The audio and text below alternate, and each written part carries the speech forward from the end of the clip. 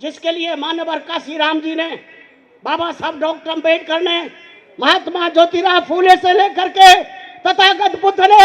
आज से हजारों साल पहले बहुजन हिताय बहुजन सुखाय का जो संदेश दिया था, दुनिया के अंदर में ये कहा था, ए मेरे देश और संसार के लोगों, ए तमाम दलित और पिछड़े लोगों, आपको गांव में भी एक होना होगा, शहरों में भी एक होना होगा। यहाँ के मनुवादी लोग रोजाना अत्याचार कर रहे हैं, बलात्कार कर रहे हैं। साथियों, ये वो लोग हैं जो सुबह खाकी कच्चा पहन करके जब दुनिया सोती है, ये अपना झंडा लगा करके आरएसएस की शाखा लगाने का काम करते हैं। हमारे बाबा साहब के बनाए हुए संविधान को कोई भी आंच लाने की कोशिश करेगा, नष्ट करने की कोशिश करेगा, बदलने की कोशिश करेगा, तो उसे भारत से जिंदा नहीं जाने दे।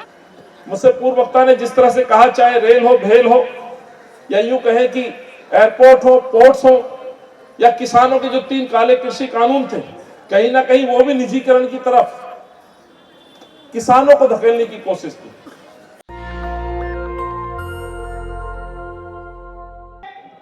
तमाम भारत और भारत से बाहर से आए हुए विद्वान साथी, विशेषकर अनुसूचित जाति, जनजाति, पिछड़ा, अल्पसंख्यक, जिसमें सरदार, मुस्लिम, ईसाई और तमाम हमारे बौद्धिस्ट साथी जो आए हुए हैं, आप तमाम सम्मानित साथी, आज के इस राष्ट्रीय बहुसंख्यक एकता अधिवेशन के लिए यह निश्चित करने के लिए कि हम तमाम दलित समाज के, पिछड़े समाज के, तमाम अल्पसंख्यक जो इस भारत में 85% होते हुए भी पूरे गांव-गांव से लेकर के देश के राष्ट्रपति से लेकर के पग पग पर हम अपमानित हैं। यहाँ की जातिवादी व्यवस्था से, मनुवादी व्यवस्था हमें दिन भर रौंद रही है, गांव-गांव में रौंद रही है। हम लाचार हुए बैठे हैं। इतनी संख्या होने के बाद भी हमें क्या करना चाहिए? जब हम 85% हैं, बाबा साहब के कारण से जो हमें आरक्षण मिला, भारतीय संविधान के तहत में हम लोग आईएएस बने, पीसीएस बने, डॉक्टर बने, चीफ इंजीनियर बने, यहाँ तक कि भारत के चीफ जस्टिस बने, देश के राष्ट्रपति बने, परंतु उसके बावजूद भी हमारा वह समाज जिसके लिए मानवर काशीराम जी ने, बाबा साहब डॉक्टर अम्बेडकर ने, महात्मा ज्योतिराव फूले से लेकर के तथागत बुद्ध ने आज से हजारों साल पहले बहुजन हिताय बहुजन सुखाय का जो संदेश दिया था, दुनिया के अंदर में ये कहा था, ए मेरे देश और संसार के लोगों, ए तमाम दलित और पिछड़े लोगों, आपको गांव में भी एक होना होगा, शहरों में भी एक होना होगा। खास तौर से जो पढ़े लिखे लोग हैं, बाबा साहब के आरक्षण के बल पर मेरे जैसे इंजीनियर, डॉक्टर, तमाम वो अफसर लोग जो लखपति करोड़पति बने हैं, उन्हें गांव-गांव जाना होगा, घर-घर जाना होगा। हमारी वो बहन बेटियां जिनके साथ में यहाँ के जातिवादी लोग, यहाँ के संविधान को जलाने वाले लोग, यहाँ के मनुवादी लोग रोजाना अत्याचार कर रहे हैं, बलात्कार कर रहे हैं। साथियों, ये वो लोग हैं जो सुबह खाकी कच्चा पहन करके जब दुनिया सोती है, ये अपना झंडा लगा करके आरएसएस की शाखा लगाने का काम करते हैं। हम लोगों ने तय करना होगा, हमने तय करना होगा साथियों, अंधेरे को गाली देने से काम चलने वाला नहीं है। हमने विकल्प बनाने होंगे। अगर इनकी शाखाओं में पाखंड पनप रहा है तो समता सैनिक दल भी सुबह 5 बजे शाखा लगाने का काम करता है। वह समता, भाईचारा, प्यार मोहब्बत कायम करता है और बहन बेटियों पर जुल्म करने वालों को रोकने का काम करता है। हम किसी को मारने का शिक्षा नहीं देते, हम किसी पर जुल्म करने का शिक्षा नहीं देते, परंतु हमारे बाबा साहब के बनाए हुए संविधान को कोई भी आंच लाने की कोशिश करेगा, नष्ट करने की कोशिश करेगा, बदलने की कोशिश करेगा, तो उसे भारत से जिंदा नहीं जाने दे। वो ताकत हमारी होनी चाहिए, वो संगठन हमारा होना चाहिए। तमाम दलित भाई, तमाम पिछड़े भाई, हम गांव-गांव में भी एक होने चाहिए। केवल और केवल वोट देने के वक्त नेता लोग लालच में हमारे घर आए, इससे काम नहीं चलेगा। हम तमाम पढ़े लिखे लोग, हम तमाम समझदार लोग गांव-गांव में जाना होगा साथियों। हमारे तमाम जितने भी सम्मानित साथी हैं, क्योंकि ये जो भवन है ये समता सैनिक दल का राष्ट्रीय मुख्यालय है। ये समता सैनिक दल जो स्वयं बाबा साहब ने बनाया, समानता के लिए, भाईचारे के लिए, पूरे देश के अंदर में समतामय समाज बनाने का काम समता सैनिक दल करता है। दल की तरफ से हम अभिनंदन करते हैं। समता सैनिक दल जो स्वयं बाबा साहब ने बनाया, जिस मंच से यहां बोल रहे हैं,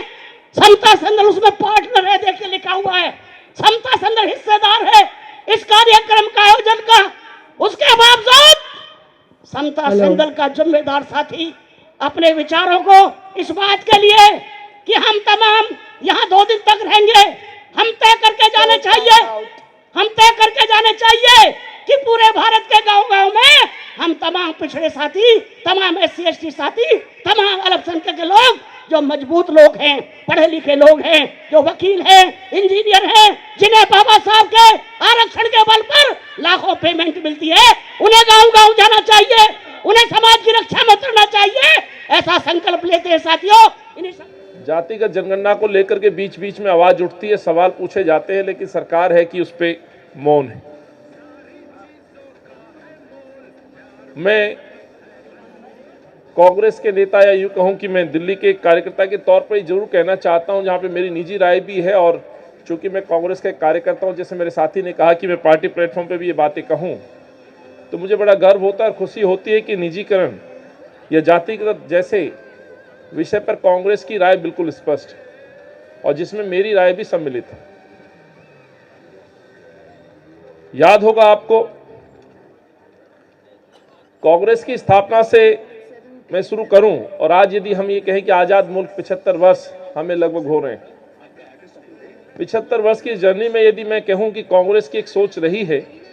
समाज के या देश के अंदर जो पिछड़ा हुआ जो वर्ग है, जो एक हर तरह से, चाहे शिक्षा के क्षेत्र में हो, काम के क्षेत्र में हो, रोजगार के क्षेत्र में हो,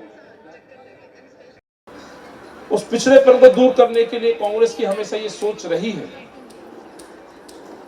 कि जनगणना या भागीदारी के तहत उनको वो स्थान मिल सके।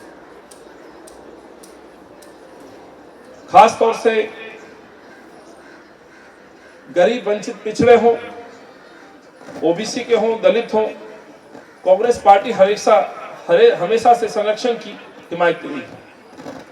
इसलिए बहुत जरूरी है कि उनको आगे लाने के लिए उनकी जनसंख्या को जानना बहुत आवश्यक है। जब तक हमें ये मालूम नहीं होगा कि उनकी गिनती या जनगणना कितनी है, उनके अनुपात के अनुसार यदि हम उन्हें अपनी हिस्सेदारी सरकार में, जाति के अनुसार यदि जनगणना हो, उनकी संख्या तय हो, पता चले, तो मुझे लगता है, और ये कांग्रेस पार्टी ने पूरी तरह से अपना स्टैंड क्लियर किया है कि हम सरकार में उनकी जो हिस्सेदारी है उसके तहत उनकी हिस्सेदारी तय करें, सरकारी योजनाओं में उनकी हिस्सेदारी तय करें, इसमें कोई दौराई नहीं है। और कांग्रेस पार्टी पूरी तरह से जातिगत जनगणना पे हम अपना समर्थन पहले से ही घोषित कर चुके हैं। निजीकरण को लेकर के मेरे साथी ने जिस तरह से कहा कि देश के अंदर कुछ चंद पूंजीपतियों के उद्देश्यों की पूर्ति के लिए आए दिन नए नए जो सरकारी उपक्रम रहे हैं, उनको निजीकरण के तौर पर उनको देने की एक कोशिश की जा रही है। हालांकि निजीकरण पहले भी कांग्रेस के समय में कुछ होता रहा होगा, लेकिन जो निजीकरण कांग्रेस के समय में और जो अब निजीकरण चल रहा है उसमें बहुत बड़ा अंतर देखने को मिलता है। मुझसे पूर्व वक्ता ने जिस तरह से कहा, चाहे रेल हो, भेल हो, या यूं कहें कि एयरपोर्ट हो, पोर्ट्स हो, या किसानों के जो 3 काले कृषि कानून थे, कहीं ना कहीं वो भी निजीकरण की तरफ किसानों को धकेलने की कोशिश की। और निजीकरण का कहीं ना कहीं प्रभाव जो रोजगार पे पड़ता है साथी, वो आप सब लोग भली भांति जानते हैं। शायद इसीलिए आज हम लोग इस सभागार में बैठ करके चर्चा नहीं कर रहे। मैं इस मंच से कहना चाहता हूं, इंदिरा जी के समय में उस समय को याद करना बड़ा आवश्यक हो जाता है, जब याद होगा बैंकों को जिस तरह से राष्ट्रीयकरण किया गया, उस समय की तत्कालीन प्रधानमंत्री जी ने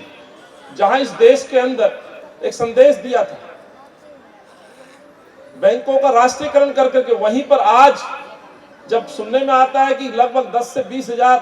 बैंक कर्मचारी सरकार के खिलाफ आंदोलन करते हैं और मांग करते हैं कि बैंकों का निजीकरण रोका जाए, तो एक साफ तौर पर अंतर दिखता है वर्तमान में जो सरकारें चल रही हैं, जिस सरकार जिस तरह से नीतियां बना रही है, कहीं ना कहीं निजीकरण को आगे रख करके चंद लोगों को फायदा पहुंचाने की आड़ में पूरे देश को दांव पे लगाना ये न्यायोचित नहीं। इसलिए कांग्रेस पार्टी की पूरी तरह से ये मांग रही कि राष्ट्रवाद के नाम पर या उन नीतियां, उन गलत फैसलों को आज देश के प्रधानमंत्री जी या देश की सरकार जो निर्णय ले रही है, कहीं ना कहीं इस देश के अंदर जिन मुद्दों पर आप लोग बैठ के चर्चा कर रहे हैं, जो समाज इकट्ठा हुआ है, कहीं ना कहीं वो प्रभावित है। मैं समझता हूं, लेकिन 70 साल के अंदर जो बार बार प्रधानमंत्री जी कहते हैं कि 70 साल में इस देश को कांग्रेस ने पूर्व सरकारों ने जो बनाया है उसको धीरे धीरे निजीकरण के नाम पर बेचा जा रहा है। नेशनल दस्तक की आपसे गुजारिश है कि अगर इसको बचाना चाहते हैं तो नेशनल दस्तक को सब्सक्राइब करने के लिए रेड कलर के सब्सक्राइब बटन को दबाएं, फिर बेल आइकन की घंटी दबाएं। नेशनल दस्तक को बचाने के लिए बहुत जरूरी है कि हर खबर को शेयर करें, लाइक करें, कमेंट जरूर करें।